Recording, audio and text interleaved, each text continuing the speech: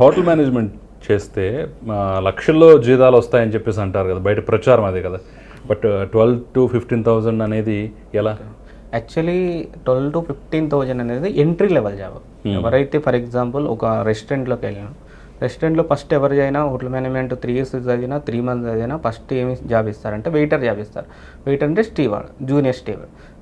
ఒక 1 year experience వచ్చిన తర్వాత సీనియర్ స్టీవార్డ్కి వెళ్తారు. ఆటోమేటిక్గా డెసిగ్నేషన్ పెరిగినప్పుడు శాలరీ కూడా పెరుగుతుంది. దాని తర్వాత జూనియర్ కెప్టెన్, సీనియర్ కెప్టెన్, తర్వాత అసిస్టెంట్ అవుట్లెట్ మేనేజర్, తర్వాత అవుట్లెట్ మేనేజర్, తర్వాత food and beverage service outlet manager, తర్వాత food and beverage service manager, general. అంటే ఎక్స్పీరియన్స్ని బట్టి శాలరీ పెరుగుతుంది. అప్పుడు ఆటోమేటిక్గా మన క్యాండిడేట్ అనేవాళ్ళు గ్రో అవుతారు. అయితే మేము 3 months ట్రైనింగ్ తర్వాత ఎటువంటి జాబ్స్ ఇస్తాం, ఏదో ఫ్రెషర్ జాబ్సే ఇప్పిస్తాం 100%. క్యాండిడేట్కి ఎక్స్పీరియన్స్ వచ్చినప్పుడు డెసిగ్నేషన్ పెరుగుతుంది. అట్లా మనకి ఏంటంటే లక్షల్లో, ఇప్పుడు ఫర్ ఎగ్జాంపుల్ టాప్ హోటల్స్లో 1,00,000 నుంచి 2 lakhs మధ్య తీసుకునే ఎంప్లాయీస్ కూడా ఉంటారు. For executive chef, executive manager, general manager ఆ లెవెల్లో, because of they have some experience. Experience బట్టి శాలరీ పెరుగుతుంది. అలా కాకుండా ఫర్ ఎగ్జాంపుల్ ఇంటర్నేషనల్ వెళ్ళారనుకోండి, ఇప్పుడు మా దగ్గర ఎవరైతే జాయిన్ అయ్యేదో ఆఫ్టర్ 1 year తర్వాత ఇన్ కేసు ఇంటర్నేషనల్ వెళ్తే ఏదో ఫ్రెషర్ 1 lakh వస్తుంది ఇండియన్ కరెన్సీకి. అట్లా ఎక్స్పీరియన్స్ని బట్టి శాలరీ పెరుగుతుంది.